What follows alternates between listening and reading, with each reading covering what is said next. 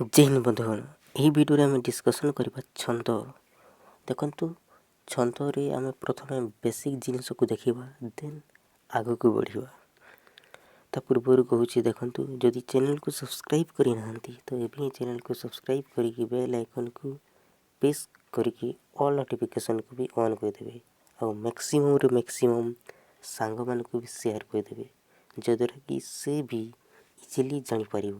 तो देखंतु मो वीडियो तले गोटे दुईटा लिंक देछि टेलीग्राम ग्रुप रे जॉइन हो जिवे जदर कि सब किछि इनफॉरमेशन पाई जिवे।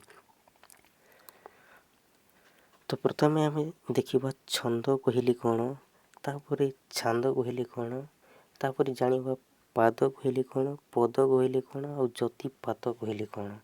देखंतु छंद कहले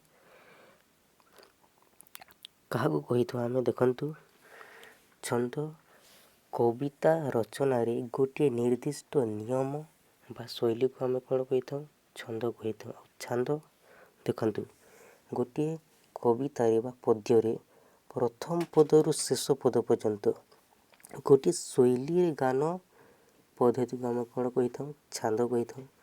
छंद माने कौन बुझीगले आ छांद माने भी कौन बुझीगले।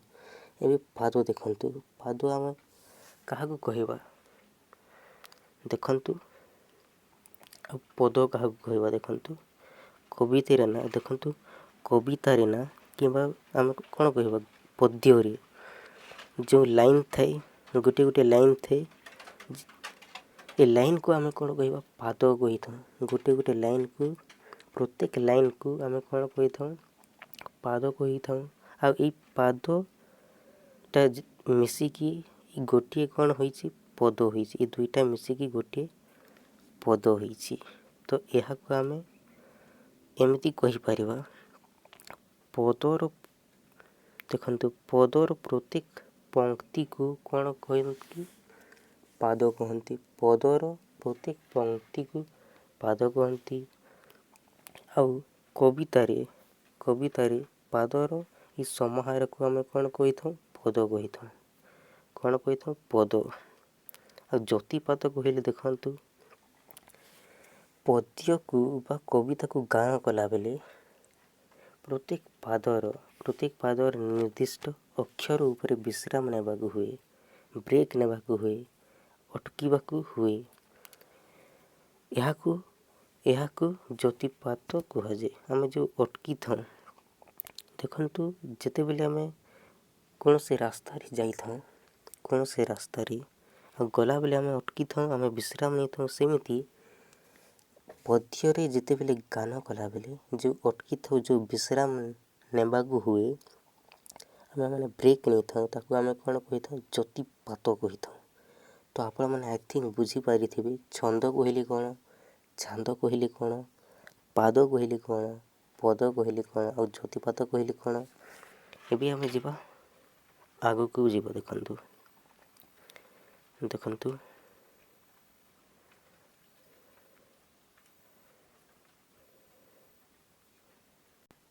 देखंतु बंगलाश्री छंदरे दुई पादरे गोटे पद हुए। तो एटा गोटे पाद दुईटा पाद मिसिकी गोटे पद हुए। आ प्रत्येक पादर अक्षर संख्या 20 मन रखिबे प्रत्येक पादर अक्षर संख्या 20 एटा भी 20 अक्षर अच्छी ए लाइन रे भी 20 अक्षर अच्छी। तो जो लाइन देखंतु जो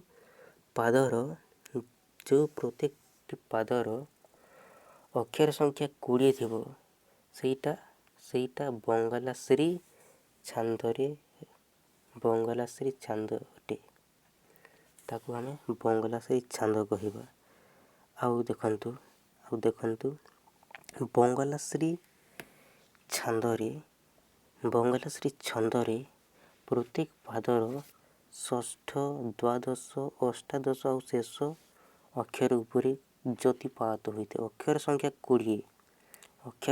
20 आउ 6 बढ़ी देखंतु 6 बढ़ी विश्राम नहीं माने 6 दुगुने 12 6 दुगुने 12 6 3 18 एमती बढ़ी जाइए। तो अक्षर संख्या तो 20 टी अच्छी तो ଷଷ୍ଠରେ ବିଶ୍ରାମ ନେଇଛି, ପୁଣି ଦ୍ୱାଦଶରେ, ପୁଣି ଅଷ୍ଟାଦଶରେ, ତାପରେ ଲାଷ୍ଟ ଶେଷରେ। ତ ଏତିକି ମନେ ରଖିପାରିବେ କି ନାହିଁ କମେଣ୍ଟ କରିକି ଜଣାଇବେ। ବଙ୍ଗଳାଶ୍ରୀ ଛନ୍ଦରେ 2 ପାଦରେ 1 ପଦ ହୋଇଥାଏ। ଆଉ ପ୍ରତ୍ୟେକ ପାଦରେ 20ଟି ଅକ୍ଷର ଥାଏ। ଷଷ୍ଠ, ଦ୍ୱାଦଶ, ଅଷ୍ଟାଦଶ ଆଉ ଶେଷ ଅକ୍ଷର ଉପରେ ଜ୍ୟୋତିପାତ ହୋଇଥାଏ। ତାପରେ ପରବର୍ତ୍ତୀ ଯିବ ଦେଖନ୍ତୁ। ଆଉ ବଙ୍ଗଳାଶ୍ରୀ ଦେଖନ୍ତୁ, ଯଦି କ୍ୱେଶ୍ଚିନ୍ ଦିଆଯିବ ଏମିତି କ୍ୱେଶ୍ଚିନ୍, ତାହେଲେ ଆପଣମାନେ କ୍ୱେଶ୍ଚିନ୍ର ଆନ୍ସର୍ କ'ଣ କରିବେ ଦେଖନ୍ତୁ। ବଙ୍ଗଳାଶ୍ରୀ ଛନ୍ଦରେ ଗୋଟିଏ ପାଦରେ କେତୋଟି ଅକ୍ଷର ଥାଏ? ଯଦି ଆପଣଙ୍କୁ ଏମିତି କ୍ୱେଶ୍ଚିନ୍ ଦିଆଯାଏ, ତାହେଲେ କ୍ୱେଶ୍ଚିନ୍ର ଆନ୍ସର୍ କ'ଣ କରିବେ? 20ଟି। କେତୋଟି ଥାଏ? 20। ତ 20ଟି ଆନ୍ସର୍ କରିଦେବେ। ତାପରେ ନେକ୍ସଟ କ୍ୱେଶ୍ଚିନ୍କୁ ଯିବା ଦେଖନ୍ତୁ। ବଙ୍ଗଳାଶ୍ରୀ ଛନ୍ଦରେ ଗୋଟିଏ ପଦରେ କେତୋଟି ପାଦ ଥାଏ ବୋଲି ପଚାରିଛି। ଗୋଟିଏ ପଦରେ କେତୋଟି ପାଦ ଥାଏ? 2ଟି ଥାଏ। ତ 2ଟି ହେଇଯିବ ସଠିକ୍ ଆନ୍ସର୍। ବଙ୍ଗଳାଶ୍ରୀ ଛନ୍ଦରେ ଗୋଟିଏ ପଦରେ 2ଟି ପାଦ ଥାଏ। ତ ଏମିତିକା କ୍ୱେଶ୍ଚିନ୍ ଆସିଥାଏ ଛନ୍ଦରେ। ତାପରେ ଦେଖନ୍ତୁ, କେଉଁ ଛନ୍ଦର ପ୍ରତ୍ୟେକ ପାଦର ଅକ୍ଷର ସଂଖ୍ୟା 20? ତ କେଉଁ ଛନ୍ଦର? ବଙ୍ଗଳାଶ୍ରୀ। ତ ବଙ୍ଗଳାଶ୍ରୀ ହେଇଯିବ ସଠିକ୍ ଆନ୍ସର୍। ତାପରେ ନେକ୍ସଟ କ୍ୱେଶ୍ଚିନ୍ ଯିବା ଦେଖନ୍ତୁ। ରସକୁଲ୍ୟା ଛନ୍ଦ।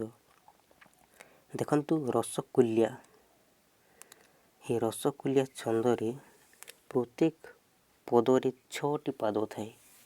ପ୍ରତ୍ୟେକ ପଦରେ 6ଟି ପାଦ ଥାଏ। ଆଉ ପ୍ରଥମ, ଦ୍ୱିତୀୟ, ତୃତୀୟ ଆଉ ଚତୁର୍ଥ ପାଦରେ 11ଟି ଲେଖାଏଁ ଅକ୍ଷର ଥାଏ। ଆଉ ପଞ୍ଚମ ପାଦରେ 8ଟି ଅକ୍ଷର ଥାଏ। ଆଉ ଷଷ୍ଠ ପାଦରେ 20ଟି ଅକ୍ଷର ଥାଏ। ତ 11, 8 ଆଉ 20ଟି। ପ୍ରଥମ 4ଟି ଅକ୍ଷରରେ ଦେଖନ୍ତୁ, 4ଟି ପାଦରେ 11ଟି ଅକ୍ଷର ଥାଏ। ଆଉ ପଞ୍ଚମ ପାଦରେ 8ଟି ଅକ୍ଷର ଥାଏ। ଆଉ ଷଷ୍ଠ ପାଦରେ 20ଟି ଅକ୍ଷର ଥାଏ। ଆଉ ଜ୍ୟୋତିପାତ କେମିତି ମନେ ରଖିବେ ଦେଖନ୍ତୁ। ଜ୍ୟୋତିପାତ ପ୍ରଥମେ ଷଷ୍ଠରୁ ଷ୍ଟାର୍ଟ ହୋଇଛି, ସବୁ ଷଷ୍ଠରୁ ଷ୍ଟାର୍ଟ ହୋଇଥାଏ। ଜ୍ୟୋତିପାତ ରସକୁଲ୍ୟା ଛନ୍ଦରେ ପ୍ରଥମେ। ତାପରେ ଦେଖନ୍ତୁ, ପ୍ରଥମ, ଦ୍ୱିତୀୟ, ତୃତୀୟ, ଚତୁର୍ଥ ପାଦରେ 11ଟି ଅକ୍ଷର ଅଛି। ତ ଷଷ୍ଠରେ ଆଉ ଶେଷ ଅକ୍ଷରରେ ଜ୍ୟୋତିପାତ ହୁଏ। ଆଉ ପଞ୍ଚମ ପାଦରେ 8ଟି ଅଛି। ତ ଷଷ୍ଠ ଆଉ ଅଷ୍ଟମରେ କ'ଣ ହେବ? ଜ୍ୟୋତିପାତ ହେବ। ଆଉ ଅଷ୍ଟମରୁ ତ ଅଧିକ ସଂଖ୍ୟା ନାହିଁ। ତାପରେ ଦେଖନ୍ତୁ ଷଷ୍ଠ ପାଦରେ 20ଟି ଅକ୍ଷର ଅଛି। ତ ଦେଖନ୍ତୁ 6, 6 ଦୁଗୁଣେ 12, 6 ତିରି 18 ଆଉ ଶେଷ ଅକ୍ଷରରେ କ'ଣ ହେଇଯିବ? ଜ୍ୟୋତିପାତ ହୁଏ। ଷଷ୍ଠ, ଦ୍ୱାଦଶ, ଅଷ୍ଟାଦଶ ଆଉ ଶେଷ ଅକ୍ଷର ଉପରେ ଜ୍ୟୋତିପାତ ହୁଏ। ଆଉ ଏଇଠି ମନେ ରଖିବେ, ଗାନ ସମୟରେ ପଞ୍ଚମ ଆଉ ଶେଷ ଅକ୍ଷର ଉପରେ ଶେଷ ପାଦ ଶେଷରେ ଦେଖନ୍ତୁ କ'ଣ ହୋଇଥାଏ? ଯେ ହୁଏ ପ୍ରଭୃତି ଯୋଗ କରାଯାଏ। କେଉଁ ଛନ୍ଦରେ? ରସକୁଲ୍ୟା ଛନ୍ଦରେ ପଞ୍ଚମ ଗାନ ସମୟରେ ପଞ୍ଚମ ଆଉ ଶେଷ ପାଦ ଶେଷରେ। ତାପରେ ନେକ୍ସଟ ଯିବା ଦେଖନ୍ତୁ ଗୁଜ୍ଜରୀ। ଦେଖନ୍ତୁ, ଏ ଗୁଜ୍ଜରୀକୁ ନବାକ୍ଷରୀ ବୃତ୍ତ ବା ଭାଗବତ ବାଣୀ ମଧ୍ୟ କୁହାଯାଏ। ଆଉ ଦେଖନ୍ତୁ, ଏହାର 2 ପାଦରେ ଗୋଟିଏ ପଦ ହୁଏ। ଗୁଜ୍ଜରୀରେ। ଆଉ ପ୍ରତି ପାଦର ଅକ୍ଷର ସଂଖ୍ୟା 9 ଥାଏ ଗୁଜ୍ଜରୀରେ। ଆଉ ପ୍ରତି ପାଦ ତୃତୀୟ, ପଞ୍ଚମ ଆଉ ଶେଷ ଅକ୍ଷର ଉପରେ ଜ୍ୟୋତିପାତ ହୁଏ।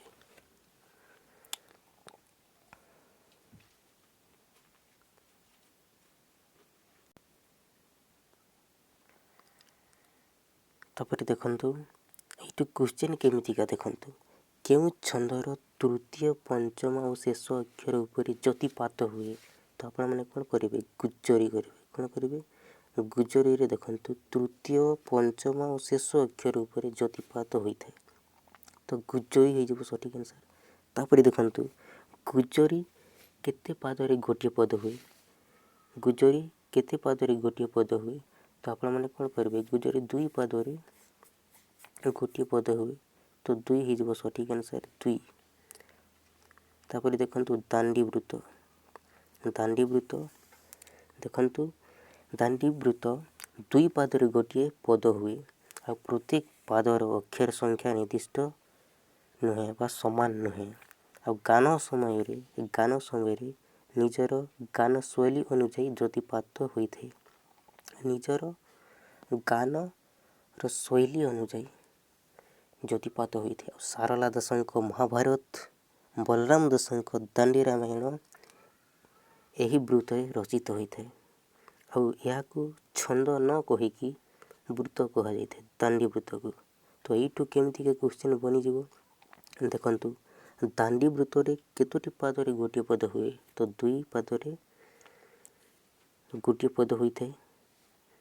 ଆଉ ଦେଖନ୍ତୁ କେଉଁ ଛନ୍ଦରେ ଗାୟକ ବୋଲିଲା ବେଳେ ସ୍ୱର ଲମ୍ବାଇ ସୁବିଧା ଅନୁସାରେ ବିଶ୍ରାମ ନିଏ? ତ ଆପଣମାନେ କ'ଣ କରିବେ, ଦାଣ୍ଡିବୃତ୍ତ କରିବେ। ଦାଣ୍ଡିବୃତ୍ତ ହେଇଯିବ ସଠିକ୍ ଆନ୍ସର୍। ତାପରେ ଦେଖନ୍ତୁ ନିମ୍ନଲିଖିତ ମଧ୍ୟରୁ କେଉଁ ଛନ୍ଦର ପ୍ରତ୍ୟେକ ପାଦର ଅକ୍ଷର ସଂଖ୍ୟା ଅସମାନ? ତ କ'ଣ କରିବେ, ଦାଣ୍ଡିବୃତ୍ତ କରିବେ। ତାପରେ ଦେଖନ୍ତୁ ବଳରାମ ଦାସଙ୍କ ଦାଣ୍ଡି ରାମାୟଣ କେଉଁ ବୃତ୍ତରେ ରଚିତ? ତ ଏହାର ଆନ୍ସର୍ କ'ଣ ହେଇଯିବ, ଦାଣ୍ଡିବୃତ୍ତ ହେଇଯିବ। କ'ଣ ହେଇଯିବ, ଦାଣ୍ଡିବୃତ୍ତ। ତାପରେ ନେକ୍ସଟ ଦେଖନ୍ତୁ କେଉଁ ଛନ୍ଦର ପ୍ରତ୍ୟେକ ପାଦର ଅକ୍ଷର ସଂଖ୍ୟା ଅନିର୍ଦ୍ଦିଷ୍ଟ? ତ ଆପଣମାନେ କ'ଣ କରିବେ, ଆନ୍ସର୍ ଦାଣ୍ଡିବୃତ୍ତ କରିଦେବେ। ଦାଣ୍ଡିବୃତ୍ତ ହେଇଯିବ ସଠିକ୍ ଆନ୍ସର୍। ତାପରେ ଦେଖନ୍ତୁ ସାରଳା ଦାସଙ୍କ ମହାଭାରତ କେଉଁ ଛନ୍ଦରେ ରଚିତ? କେଉଁ ଛନ୍ଦରେ ହେଇଯିବ, ଦାଣ୍ଡିବୃତ୍ତରେ ରଚିତ। ତାପରେ ଦେଖନ୍ତୁ କେଉଁ ଛନ୍ଦର ଜ୍ୟୋତିପାତ ଅନିର୍ଦ୍ଦିଷ୍ଟ ଅଟେ? ତ ଦାଣ୍ଡିବୃତ୍ତ ହେଇଯିବ ସଠିକ୍ ଆନ୍ସର୍। ତାପରେ ଦେଖନ୍ତୁ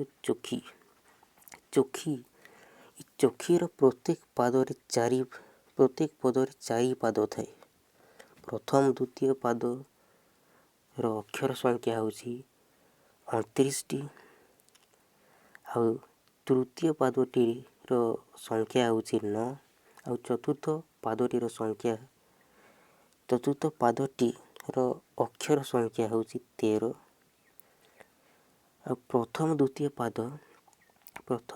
ପାଦ ଜ୍ୟୋତିପାତ କେମିତି ହୋଇଥାଏ, ଷଷ୍ଠ ଅଷ୍ଟମ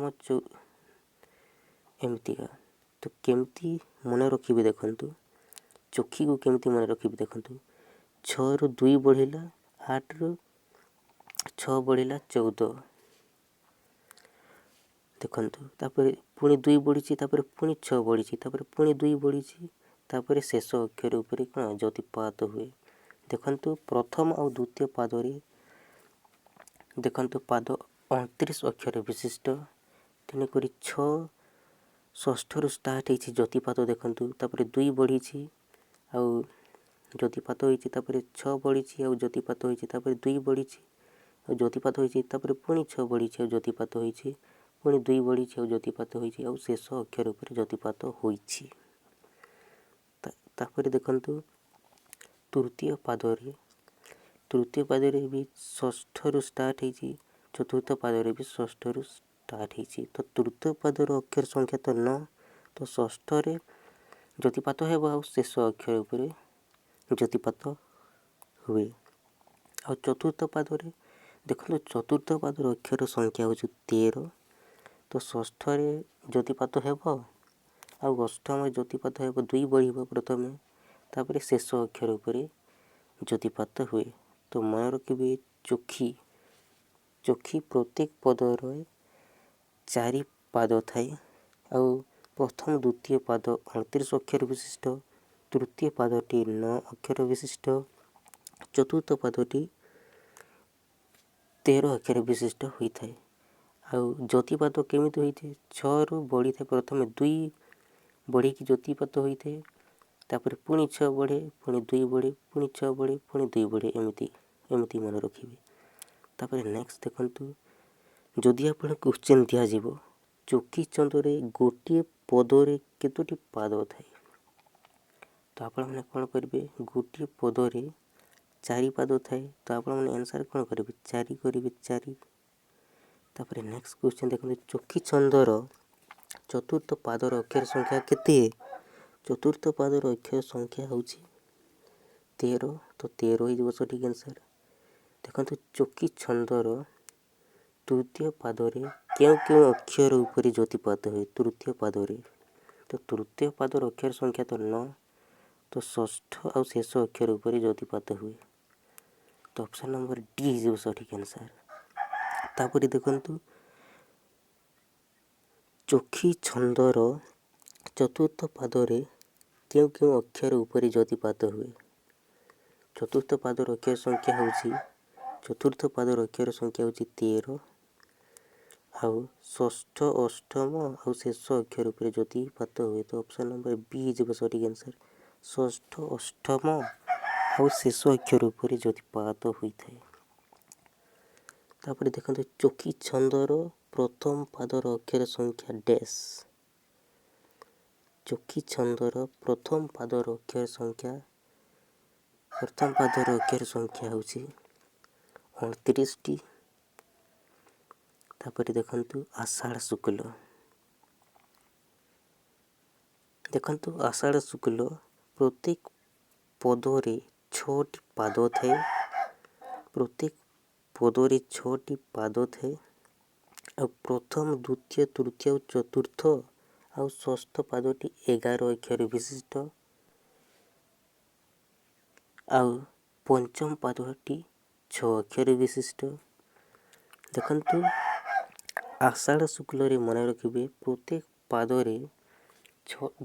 ପଦରେ 6ଟି ପାଦ ଥାଏ ଆଉ ପ୍ରଥମ ଦ୍ୱିତୀୟ ତୃତୀୟ ଚତୁର୍ଥ ଆଉ ଷଷ୍ଠ ଅକ୍ଷରଟି 11 ଅକ୍ଷର ବିଶିଷ୍ଟ ଆଉ ପଞ୍ଚମ ପାଦଟି 6 ଅକ୍ଷର ବିଶିଷ୍ଟ। ତ ଜ୍ୟୋତିପାତ କେମିତି ହେବ ଦେଖନ୍ତୁ ପଞ୍ଚମ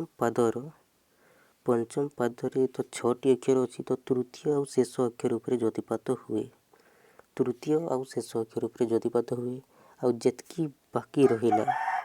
ବାକି ଯେତିକି ପାଦ ରହିଲା ସବୁ ପଞ୍ଚମ ଆଉ ଶେଷ ଅକ୍ଷର ଉପରେ ଜ୍ୟୋତିପାତ ହୁଏ। ପ୍ରଥମ ଦ୍ୱିତୀୟ ତୃତୀୟ ଚତୁର୍ଥ ଷଷ୍ଠ ସବୁ ପଞ୍ଚମ ଆଉ ଶେଷ ଅକ୍ଷର ଉପରେ ଜ୍ୟୋତିପାତ ହୋଇଥାଏ। ତାପରେ ଦେଖନ୍ତୁ ନଟବାଣୀ ବା ବିଭାସ କେଦାର ଏହାକୁ କେମିତି ମନେ ରଖିବେ ଦେଖନ୍ତୁ ବିଭାସ କେଦାର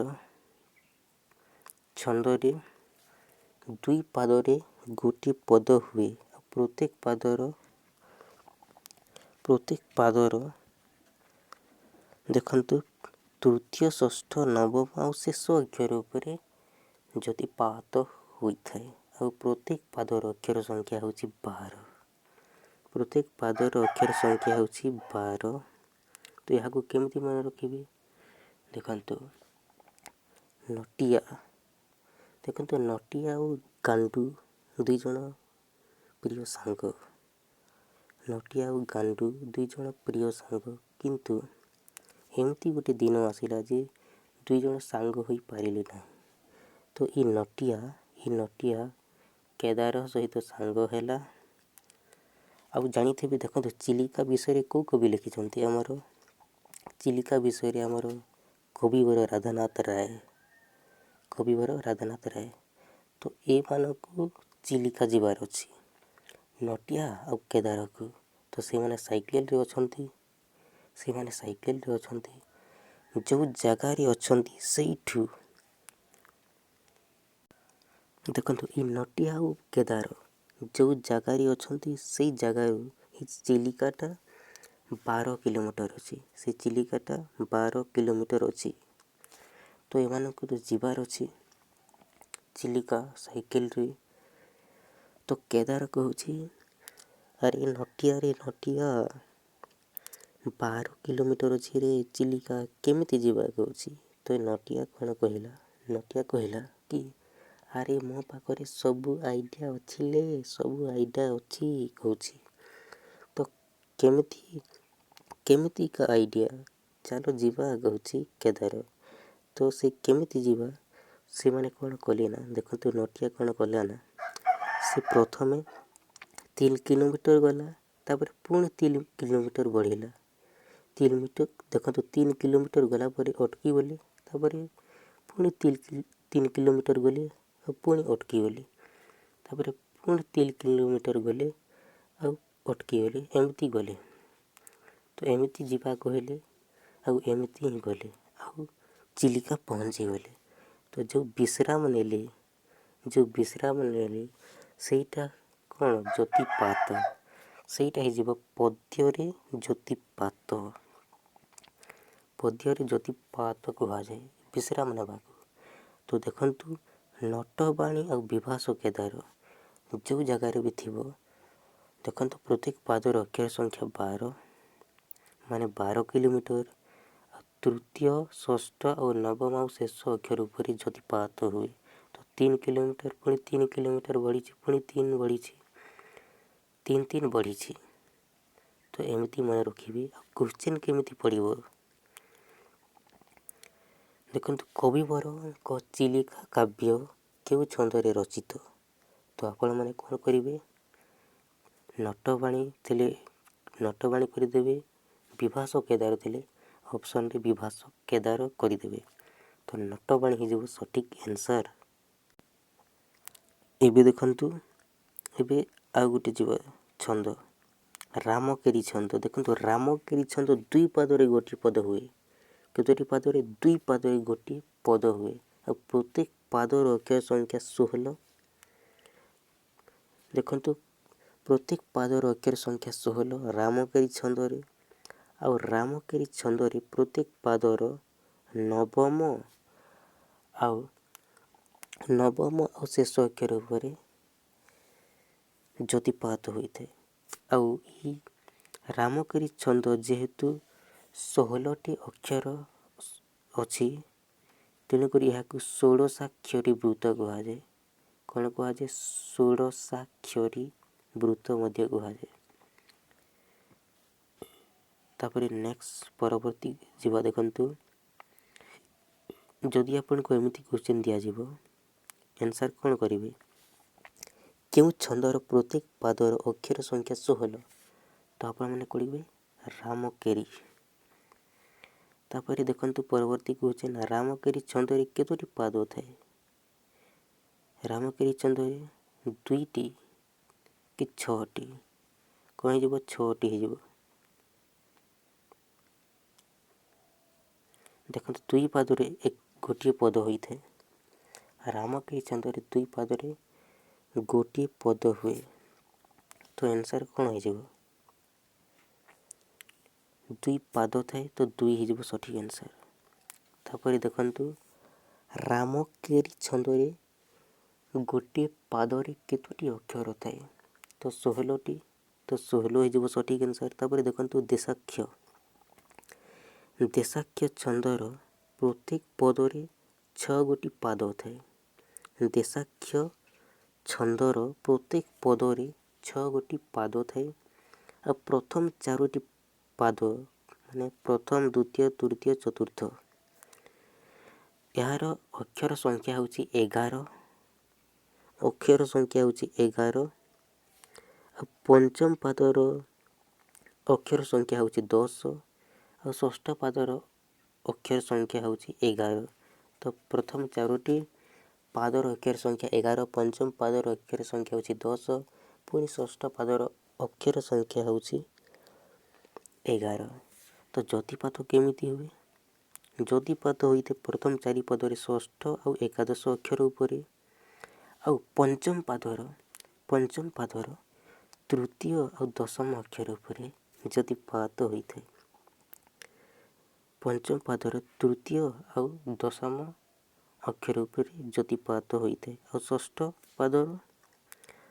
षष्ठ पादरे षष्ठ और एकादश अक्षर उपरे ज्योतिपात हुए षष्ठ तो 11टी अच्छी अक्षर तो षष्ठ और एकादश अक्षर उपरे ज्योतिपात होता है तो पंचम पादरे 10टी अक्षर अच्छी तो तृतीय और दशम अक्षर उपरे ज्योतिपात होता है और 4टी पाद शेष 4 पादर शेष कि जेण से आदि लग जाए प्रथम द्वितीय तृतीय चतुर्थ এই প্রথম চারি পাଦ ଯେଉଁ 11ଟି ଅକ୍ଷର ଅଛି ତାର ସେଇ ପାଦର ଶେଷରେ କି ଯେ ଣ ଆଦି ଲଗାଯାଇଥାଏ।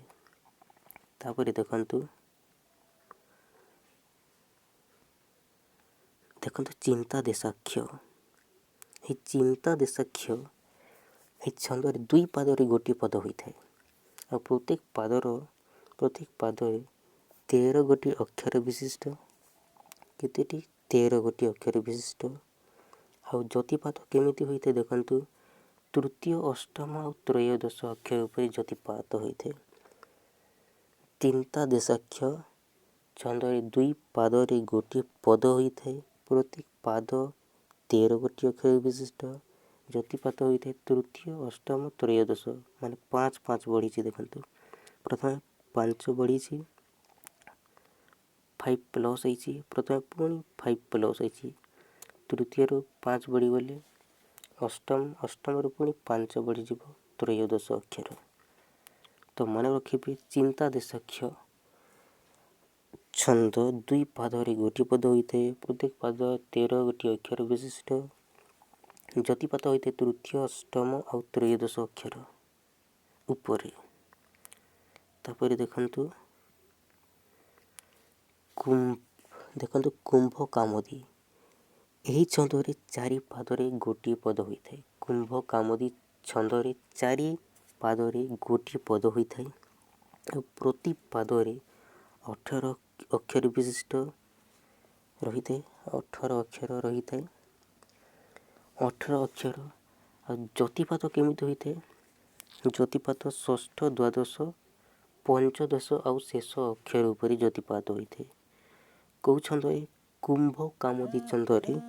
ଏଇଟାକୁ ମନେ ରଖିବେ, ବହୁତ ହି ଇମ୍ପୋର୍ଟାଣ୍ଟ। ତାପରେ ବହୁତ ହି ବଢ଼ିଆ, ବହୁତ ହି ସୁନ୍ଦର। ତାପରେ ଦେଖନ୍ତୁ ମାଲବ ଏହାର ଦୁଇ ପାଦରେ ଗୋଟିଏ ପଦ ହୋଇଥାଏ। ମାଲବ ଛନ୍ଦରେ ଦୁଇ ପାଦରେ ଗୋଟିଏ ପଦ ହୋଇଥାଏ। ଆଉ ପ୍ରତ୍ୟେକ ପାଦରେ 14 ଗୋଟି ଅକ୍ଷର ରହିଥାଏ।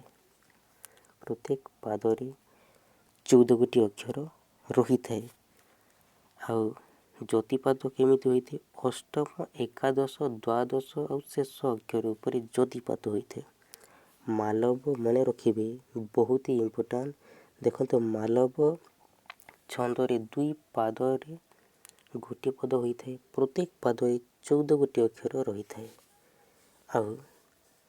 ଆଉ ଦେଖନ୍ତୁ କେମିତି ଯତିପାତ ହୋଇଥାଏ? ଅଷ୍ଟମ, ପୁଣି ଏକାଦଶ, ଦ୍ୱାଦଶ ଆଉ ଶେଷ ଅକ୍ଷର ଉପରେ ଯତିପାତ ହୋଇଥାଏ। ଦେଖନ୍ତୁ ଯଦି ମନେ ରହୁନି କେମିତି କରିବେ ଦେଖନ୍ତୁ। ଯେଉଁ ଛନ୍ଦ ମନେ ରହୁନାହିଁ ଆପଣମାନେ ଟିକେ କାଗଜରେ ଲେଖିବେ, ପେନ୍ରେ ଲେଖିବେ, ଟିକେ ବଡ଼ ସାଇଜ୍ରେ ଲେଖିଦେବେ। ଯେଉଁଟା ମନେ ରହୁନାହିଁ ଲେଖିଦେବେ। ଆଉ ଯେଉଁଟା ବି ପଢ଼ିବା ପାଇଁ ବସୁଛନ୍ତି ସାମ୍ନାରେ କାନ୍ଥରେ ପେଷ୍ଟ କରିଦେବେ। ଦେଖନ୍ତୁ ବାରମ୍ବାର ଯେତେବେଳେ ଦେଖିବେ ନା, ପଢ଼ିବା ପାଇଁ ବସିବେ, ସେତେବେଳେ ଆପଣଙ୍କ ଆଖିଟା ସେ କାନ୍ଥ ଉପରକୁ ଯେତେବେଳେ ଯିବ, ଯେଉଁଟା ଲେଖିଥିବେ ସେ ସାମ୍ନା ଉପରକୁ ଯେତେବେଳେ ଯିବ, ବାରମ୍ବାର ଯେତେବେଳେ ଯିବ, ଆପଣଙ୍କ ମାଇଣ୍ଡରେ ସେଟ୍ ହେଇଯିବ।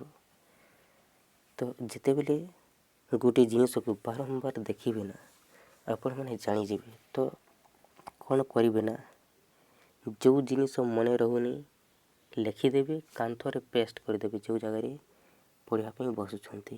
ଯଦ୍ୱାରା କି ବହୁତ ହିଁ ବଢ଼ିଆ ଶିଖିପାରିବେ। ଆଉ ବହୁତ ହି ସୁନ୍ଦର ଭାବରେ ଆପଣମାନେ ଭୁଲି ପାରିବେ ନାହିଁ। ତ ଏବେ ଦେଖିବା ଆହାରି ଦେଖନ୍ତୁ, ଏହି ଛନ୍ଦରେ ଦୁଇ ପାଦରେ ଗୋଟିଏ ପଦ ହୋଇଥାଏ। ଆହାରି ଛନ୍ଦରେ ଦୁଇ ପାଦରେ ଗୋଟିଏ ପଦ ହୋଇଥାଏ। ଆଉ ପ୍ରଥମ ପାଦ 12ଟି ଅକ୍ଷର, ଦ୍ୱିତୀୟ ପାଦରେ 13 ଗୋଟି ଅକ୍ଷର ଥାଏ। ପ୍ରଥମ ପାଦ 12ଟି ଅକ୍ଷର ଥାଏ, ଦ୍ୱିତୀୟ ପାଦରେ 13 ଗୋଟି ଅକ୍ଷର ଥାଏ। ତ ପ୍ରଥମ ପାଦରେ ପଞ୍ଚମ, ସପ୍ତମ ଆଉ ଶେଷ ଅକ୍ଷର ଉପରେ ଯତିପାତ ହୋଇଥାଏ। ପ୍ରଥମ ପାଦର ପଞ୍ଚମ, ସପ୍ତମ ଆଉ ଶେଷ ଅକ୍ଷର ଉପରେ ଯତିପାତ ହୁଏ। ଅକ୍ଷର ସଂଖ୍ୟା ତ 12ଟି ଅଛି। ଆଉ ପଞ୍ଚମ, ସପ୍ତମ, ଶେଷ ଅକ୍ଷର ଉପରେ ଯତିପାତ ହୋଇଥାଏ। ଆଉ ଦ୍ୱିତୀୟରେ ଯତିପାତ କେମିତି ହୋଇଥାଏ? ଅକ୍ଷର ସଂଖ୍ୟା 13 ଅଷ୍ଟମ ଆଉ ଶେଷ ଅକ୍ଷର ଉପରେ ଯତିପାତ ହୋଇଥାଏ। ତାପରେ ପରବର୍ତ୍ତୀ ଯିବା ଦେଖନ୍ତୁ ଚକ୍ରକଲି। ଦେଖନ୍ତୁ ଏହି ଛନ୍ଦରେ ଦୁଇ ପାଦରେ ଗୋଟିଏ ପଦ ହୋଇଥାଏ ଆଉ ପ୍ରତ୍ୟେକ ପାଦର ଅକ୍ଷର ସଂଖ୍ୟା ହେଉଛି 11 ଆଉ ଯତିପାତ ହୋଇଥାଏ ଷଷ୍ଠ ଆଉ ଶେଷ ଅକ୍ଷର ଉପରେ ହୋଇଥାଏ। କେଉଁ ଛନ୍ଦରେ? ଚକ୍ରକଲି ଛନ୍ଦରେ। ତାପରେ ପରବର୍ତ୍ତୀ କ୍ୱେଶ୍ଚନ୍ ଯିବା ଦେଖନ୍ତୁ ଶଙ୍କରାଭରଣ। ଏହି ଛନ୍ଦରେ ଚାରି ପାଦରେ ଗୋଟିଏ ପଦ ହୁଏ। ଶଙ୍କରାଭରଣରେ ଚାରି ପାଦରେ ଗୋଟିଏ ପଦ ହୁଏ। ଦେଖନ୍ତୁ ପ୍ରଥମ ଦ୍ୱିତୀୟ ଚତୁର୍ଥ ପାଦରେ 14 ଗୋଟି ଅକ୍ଷର ଥାଏ। କେତେ ଗୋଟି? 14 ଗୋଟି। ଆଉ ତୃତୀୟ ପାଦଟି 8 ଅକ୍ଷର ବିଶିଷ୍ଟ। କେତେ ଅକ୍ଷର ବିଶିଷ୍ଟ? 8 ଅକ୍ଷର। ତ ଯତିପାତ କେମିତି ହେବ? ଦେଖନ୍ତୁ ପ୍ରଥମ ଦ୍ୱିତୀୟ ଚତୁର୍ଥ 14 ଅକ୍ଷର ବିଶିଷ୍ଟ।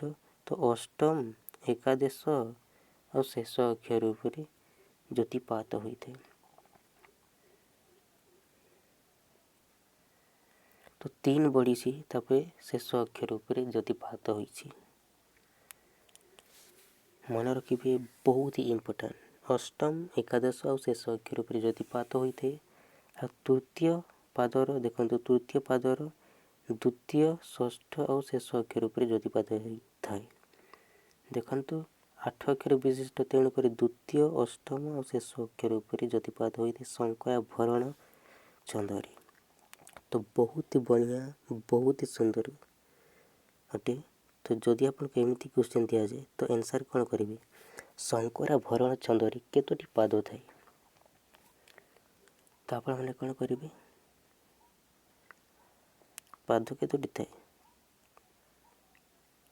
6ଟି। 4ଟି। କେତୋଟି ପାଦ? 4ଟି।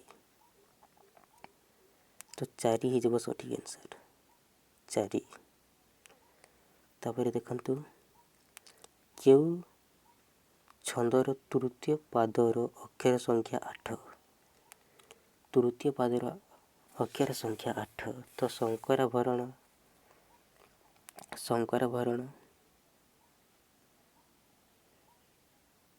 ତାପରେ ଦେଖନ୍ତୁ ଶଙ୍କରାଭରଣ ଛନ୍ଦର ପ୍ରଥମ ଆଉ ଦ୍ୱିତୀୟ ପାଦର ଅକ୍ଷର ସଂଖ୍ୟା କେତେ? ତ ଆପଣମାନେ କ'ଣ କରିବେ? ଅକ୍ଷର ସଂଖ୍ୟା ହେଉଛି 14। ଅକ୍ଷର ସଂଖ୍ୟା 14। ତ ଦେଖନ୍ତୁ ଅକ୍ଷର ସଂଖ୍ୟା 14। ତ 14 ହେଇଯିବ ସଠିକ୍ ଆନ୍ସର୍। ଅକ୍ଷର ସଂଖ୍ୟା ହେଇଯିବ 14। ତାପରେ ଦେଖନ୍ତୁ କ'ଣ ଦେଇଛି? କାମୋଦି ଦେଖନ୍ତୁ ପ୍ରତ୍ୟେକ ପଦରେ 6 ଗୋଟି ପାଦ ଥାଏ ଆଉ ପ୍ରଥମ ଦ୍ୱିତୀୟ ଆଉ ଷଷ୍ଠ ପାଦ 23 ଅକ୍ଷର ବିଶିଷ୍ଟ। 23 ଅକ୍ଷର ବିଶିଷ୍ଟ। ତ ଦେଖନ୍ତୁ ଯତିପାତ କେମିତି ହେବ? 7 ବଢ଼ିଛି। 7 ଦୁଗୁଣେ 14। ତାପରେ ସପ୍ତଦଶରେ ହେଇଛି। ତାପରେ ଶେଷ ଅକ୍ଷର ଉପରେ ଯତିପାତ ହୋଇଛି। ପ୍ରଥମେ 7 ବଢ଼ିଛି। ଦେଖନ୍ତୁ ସପ୍ତମ ଅକ୍ଷର ଉପରେ ଯତିପାତ ପ୍ରଥମ ଦ୍ୱିତୀୟ ଆଉ ଷଷ୍ଠ ପାଦଟା ପ୍ରଥମେ ସପ୍ତମ ଅକ୍ଷର ଉପରେ ଯତିପାତ ହୋଇଛି। ତାପରେ ଚତୁର୍ଦ୍ଦଶ ତାପରେ ସପ୍ତଦଶ ତାପରେ ଶେଷ ଅକ୍ଷର ଉପରେ ଯତିପାତ ହୋଇଛି। ଆଉ ଏବେ ଦେଖନ୍ତୁ ବନ୍ଧୁଗଣ ତୃତୀୟ ପାଦ 4 ଅକ୍ଷର ବିଶିଷ୍ଟ ଆଉ ଚତୁର୍ଥ ପାଦ ଆଉ ପଞ୍ଚମ ପାଦ 9 ଅକ୍ଷର ବିଶିଷ୍ଟ। ତ ଏଇ ଚତୁର୍ଥ ଦେଖନ୍ତୁ ଏଇ ତୃତୀୟ ପାଦଟା ଦେଖନ୍ତୁ ଯେହେତୁ 4 ଅକ୍ଷର ବିଶିଷ୍ଟ ରହିଛି ଅକ୍ଷରଟା 4 ରହିଛି ପାଦର ତୃତୀୟ ପାଦର ତ କେବଳ ଶେଷ ଅକ୍ଷର ଉପରେ ଯତିପାତ ହୋଇଥାଏ ଯେହେତୁ କମ୍ ସଂଖ୍ୟା ଅଛି। ଆଉ ଚତୁର୍ଥ ଆଉ ପଞ୍ଚମ ପାଦର ଅକ୍ଷର ସଂଖ୍ୟା 9 ଯେହେତୁ 9 ଅଛି ସପ୍ତମ ଆଉ ଶେଷ ଅକ୍ଷର ଉପରେ ଯତିପାତ ହୋଇଥାଏ। ଆଉ ମନେ ରଖିବେ ଦେଖନ୍ତୁ ଦ୍ୱିତୀୟ ଆଉ ଷଷ୍ଠ ପାଦର ଶେଷରେ ରେ ସେ ପଦ ଯୋଗ କରାଯାଏ। କେଉଁ ଛନ୍ଦରେ? କାମୋଦି ଛନ୍ଦରେ। ଆଉ ଷଷ୍ଠ ପାଦ ପରେ ତୃତୀୟ ପାଦର ପୁଣି ପୁନରାବୃତ୍ତି ହୁଏ। କେଉଁ ଛନ୍ଦରେ? କାମୋଦି ଛନ୍ଦରେ ମନେ ରଖିବେ। ତାପରେ ନେକ୍ସଟ ଦେଖନ୍ତୁ ଏତିକି ଥିଲା ଆପଣଙ୍କୁ କେମିତି ଲାଗିଲା କମେଣ୍ଟ କରିକି ନିହାତି ଜଣେଇବେ ଭିଡ଼ିଓ ଦେଲା ପରେ। ଯଦି ଚ୍ୟାନେଲକୁ ସବସ୍କ୍ରାଇବ୍ କରିନାହାନ୍ତି ଏବେ ହିଁ ଚ୍ୟାନେଲକୁ ସବସ୍କ୍ରାଇବ୍ କରିକି ବେଲ୍ ଆଇକନ୍କୁ ପ୍ରେସ୍ କରିକି ଅଲ୍ ନୋଟିଫିକେସନ୍କୁ ବି ଅନ୍ କରିଦେବେ। ଆଉ ଭିଡ଼ିଓ ତଳ ପଟେ ମୁଁ ଟେଲିଗ୍ରାମ ଗ୍ରୁପ୍ର ଲିଙ୍କ୍ 2ଟା ଲିଙ୍କ୍ ଦେଇଛି। ସେଇ ଲିଙ୍କ୍ରେ ଜଏନ୍ ହେଇଯିବେ, ଯଦ୍ୱାରା କି ସବୁକିଛି ଇନଫର୍ମେସନ୍ ଜାଣିପାରିବେ। So thank you so much. ଜୟ ହିନ୍ଦ ବନ୍ଧୁଗଣ।